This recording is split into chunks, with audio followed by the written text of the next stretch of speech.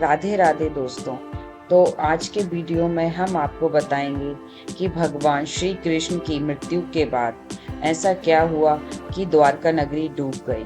कब, क्यों और कैसे द्वारका नगरी डूब गई। द्वारका नगरी को भगवान श्री कृष्ण की कर्म भूमि भी कहा जाता है। श्री कृष्ण की द्वारका नगरी के डूबने की मुख्य दो वजह मानी जाती हैं। चलिए जानते हैं इनके बारे में। हिंदू धर्म के 4 धामों में से एक द्वारका धाम को भगवान श्री कृष्ण की नगरी कहते हैं।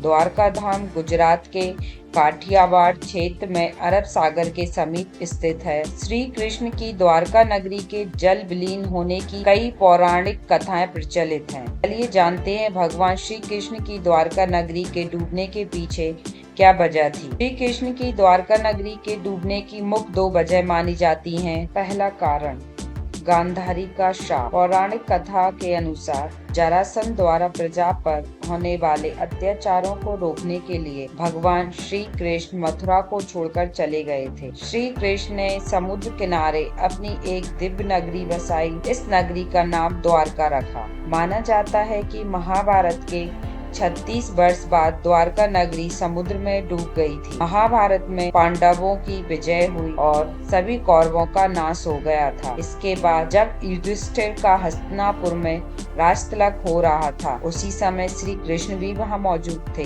तब गांधारी ने श्री कृष्ण को महाभारत युद्ध का दोषी ठहराते हुए भगवान श्री कृष्ण को श्राप दे दिया था और कहा, अगर मैंने अपने आराध्य की सच्चे मन से आराधना की है और मैंने अपना पत्नी व्रता धर्म निभाया है, तो जिस तरह मेरे कुल का नाश हुआ है, उसी तरह तुम्हारे कुल का नाश भी तुम्हारी आंखों के समक्ष होगा।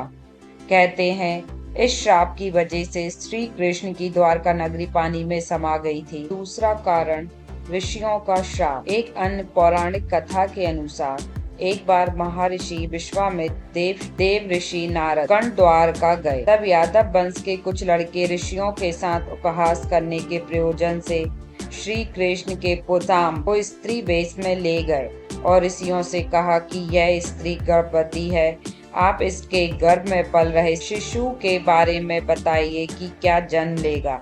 ऋषियों ने अपना अपमान होता देख श्राप दिया कि इसके गर्भ से मुसल उत्पन्न होगा और उस मुसल से समस्त यदुवंशी कुल का विनाश होगा। इसके पश्चात सभी यदुवंशी आपस में लड़कर मरने लगे थे।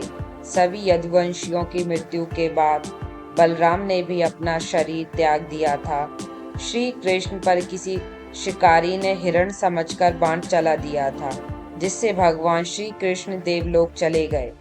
उधर जब पांडवों को द्वारका में हुई अनहोनी का पता चला, तो अर्जुन तुरंत द्वारका गए और श्री कृष्ण के बचे हुए परिजनों को अपने साथ इंद्रप्रस्थ लेकर चले गए। इसके बाद देखते ही देखते पूरी द्वारका नगरी रहस्यमयी तरीके से समुद्र में समा गई। राधे राधे फ्रेंड्स। तो भगवान श्री कृष्ण के लिए एक लाइक और कमेंट में राधे राधे लिखना ना भूलें।